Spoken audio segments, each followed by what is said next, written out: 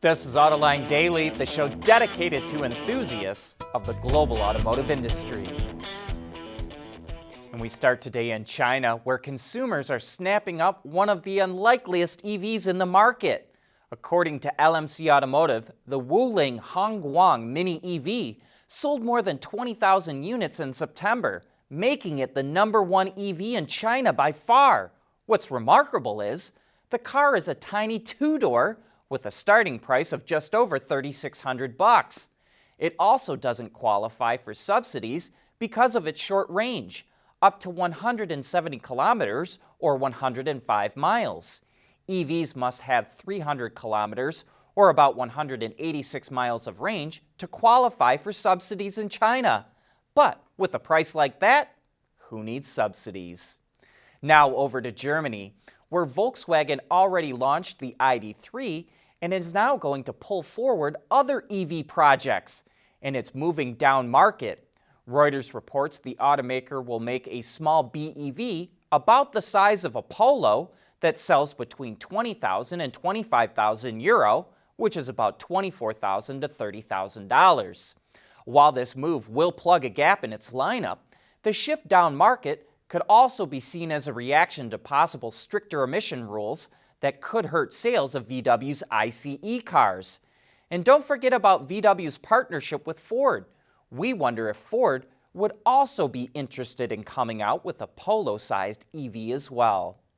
In other Volkswagen news, CEO Herbert wants to know the company is behind his shift to electrification. So he asked the controlling families on VW's board to extend his contract as a vote of confidence. But his current contract doesn't expire until 2023. So why is he going after an extension now? Well, here's our Autoline insight. European companies are conservative.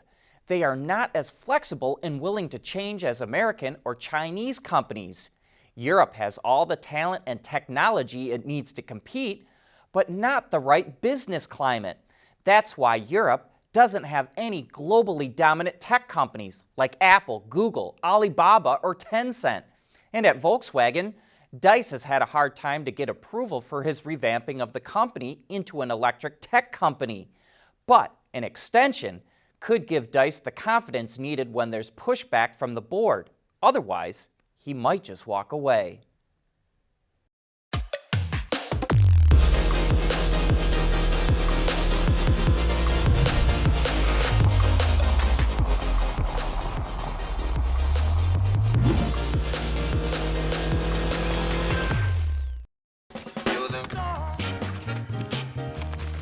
Where is the car key? I don't understand. Which hole has the car key in it? Come on, I don't want to be late to this.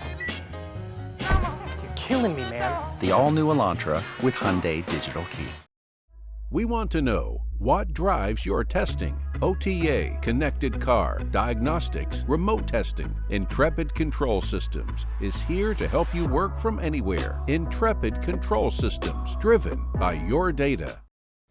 General Motors signed an agreement to work with Nikola this morning, but it's a non-binding agreement to sell fuel cells for Nikola semis. GM wants to build the fuel cells to Nikola's specs and integrate them into Nikola semis. But that's pretty much it. No mention of the Badger pickup truck at all. So that sounds like it's never going to happen. Remember, Nikola's founder, Trevor Milton, had built a business plan around fuel cell semis, then unexpectedly announced plans for a pickup when that segment seemed to get red hot after announcements from Tesla, Rivian, and Lordstown. Trevor Milton, as you know, got bounced out of the company after accusations of lying to investors.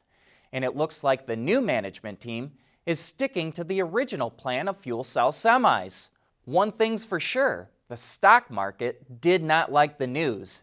Nikola's stock was down 21% in early trading. And let's stick with the stock market a moment. Whenever you see a list of the top automotive suppliers, they're always ranked by revenue. The ones that generate the most sales are always at the top.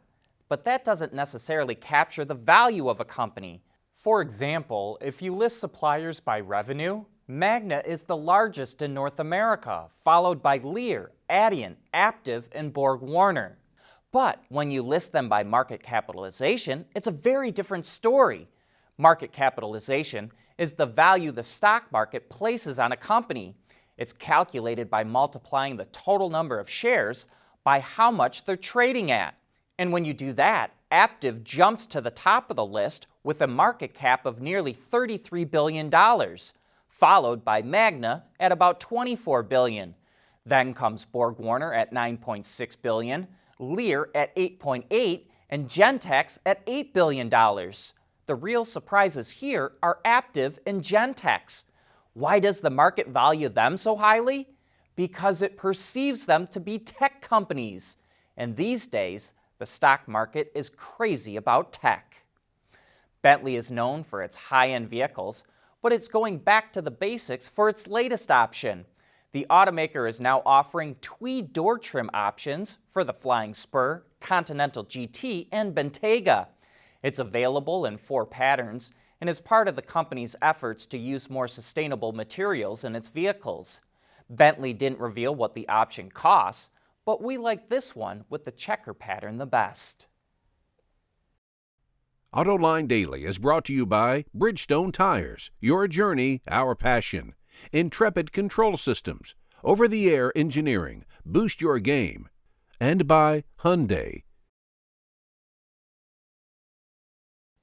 Opel's all-electric rally series just took another step closer to reality. The Corsa E rally car completed a 3-day test last week that covered 1,500 kilometers, or 932 miles, and simulated 2 complete rounds of the German Rally Championship. The ADAC Opel E-Rally Cup Series kicks off next year. Hyundai announced it will have a new entry-level SUV that it says is a primarily European product, so we're not sure if it will be offered in markets outside of that. But it's called the Bayon and is a B-segment model that will launch in the first half of next year.